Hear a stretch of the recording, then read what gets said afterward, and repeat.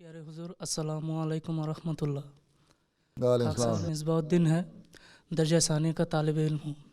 حضور میرا سوال یہ ہے کہ میرے کچھ غیر از جماعت رشتہ دار ہے، جب بھی میں ان سے احمدیت کے متعلق کوئی بات کرنا چاہتا ہوں تو وہ منہ پھیر لیتے ہیں۔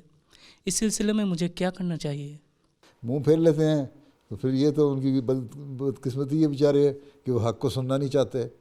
ان کے لیے دعا کریں ہیں، اور دعا کر کے کہیں کہ احمدیت کی باتیں ان سے نہ کیا کرو، ان سے صرف اسلام کی باتیں کیا کرو، ٹھیک ہے؟ ان کو احمدیت کی تبلیغ نہ کرو۔ ایک تو ان کے لیے دعا کرو کہ اللہ تعالیٰ ان کے دلوں کو نرم کرے۔ دوسرے ان سے کہو تم مسلمان تو ہو نا، چلو آپ حضرت صلی اللہ علیہ وسلم کی سیرت پہ باتیں کر رہے ہیں، صحابہ کی سیرت اور ان کے اسوے پہ باتیں کریں ہیں، قرآن کریم کی جو حکم ہے ان کے اوپر بات کرتے ہیں۔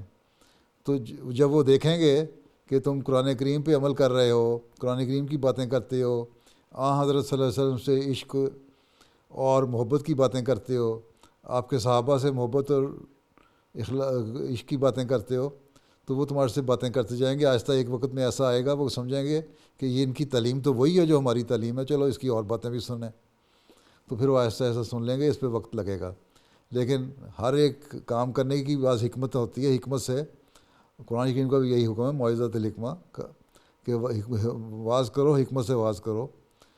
اگر ایک نہیں سننا چاہتا تو اس کو دوسرا طریقہ اختیار کرو، ٹھیک ہے؟ تو ایک تو یہ تو میں نے ایک طریقہ بتا دیا نا، اپنے ماحول کے حساب سے اور طریقے خود اختیار دیکھو کس طرح ہم ان لوگوں کو قائل کر سکتے ہیں۔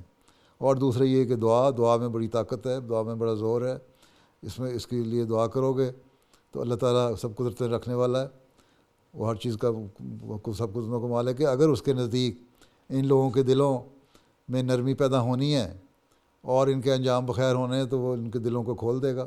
ہم نے اپنی کوشش کرتے رہنا ہے۔ یہی حضرت صلی اللہ علیہ وسلم کو حکم تھا کہ اب تم نے تبلیغ پہنچانی ہے، بلغ، تبلیغ کرو، لیکن تمہارے پہ یہ فرض نہیں کہ ضرور ان کو احمدی بناؤ۔ ہاں، تبلیغ کرنے کے مختلف طریقے ہوتے ہیں۔ حضرت صلی اللہ علیہ وسلم نے جو صلح حدیبیہ سے پہلے جب وہ گئے تھے، اس بار یہاں تک بھی راضی ہو گئے تھے اس شرط پہ کہ ٹھیک ہے ہم مکے والوں کو تبلیغ نہیں کریں گے، لیکن ارد گرد والوں کو ہم تبلیغ کرتے ہیں، وہاں تم لوگ چھیڑ چھاڑ نہیں کرو گے ہمارے سے۔ اب وہاں یہی معاہدہ بھی ہو گیا تھا کہ مکے والوں کو تبلیغ نہیں کریں گے۔ اس بات پہ بھی راضی تھے آن وسلم۔ سب سے بڑے مبلغ تو آن وسلم ہے نا، تو آپ نے، اور مکے والے آپ کے رشتہ دار بھی تھے، اس کے باوجود آپ نے اس معاہدے پہ قائم ہونے لگے تھے، پہ راضی تھے اس بات پہ بھی کہ ٹھیک ہے تمہیں نہیں ہم تبلیغ کرتے، لیکن باقی جو علاقہ پڑا ہے وہاں ہم جب تبلیغ کریں گے تم لوگ ہمارے سے چھیڑ چھاڑ نہیں کرو گے۔ تو اس لیے کہ کچھ عرصے کے لیے وہ تبلیغ بند ہونی تھی، کیونکہ آن وسلم کو پتہ تھا کہ کچھ عرصے کے بعد خود ہی ان لوگوں نے پھر میری بات سننی ہے۔ تو کچھ عرصے کے لیے اپنی اسٹریٹجی بدلنی پڑتی ہے۔ ضروری نہیں ہوتا کہ ڈائریکٹ جا کے آدمی حملہ کر کے تو کہے تم مسیح موعود آ گیا نہیں مانو گے جہنمی ہو جاؤ گے، اگلا تمہاری گردن کاٹ دے گا، جہنمی ہو جاؤ گے، تم کون جہنم میں پھینکنے والے ہیں؟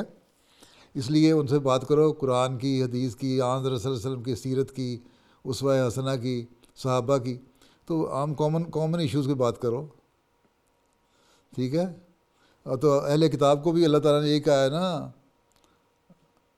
کہ ایک بات جو ہے ہم آؤ اس سوائن بیننا بینکم، کہ جو ہمارے درمیان کامن چیز ہے اس پہ بات کرتے ہیں۔ تو کامن چیز تو ہمارے درمیان اللہ تعالیٰ کی ذات ہے، آن سلم کی ذات ہے۔ اہل کتاب یا دوسروں سے اگر ہم کر سکتے ہیں باتیں تو اپنے رشتہ داروں سے بھی کر سکتے ہیں اس طرح۔ تو کامن جو کوئی ایشو ہیں اس کے اوپر باتیں کرنی چاہیے ہیں، تو اس سے کرو گے تو آپ ہی وہ آہستہ سے سن لیں گے، لڑائی جھگڑا کرنے کی ضرورت ہی نہیں کسی سے۔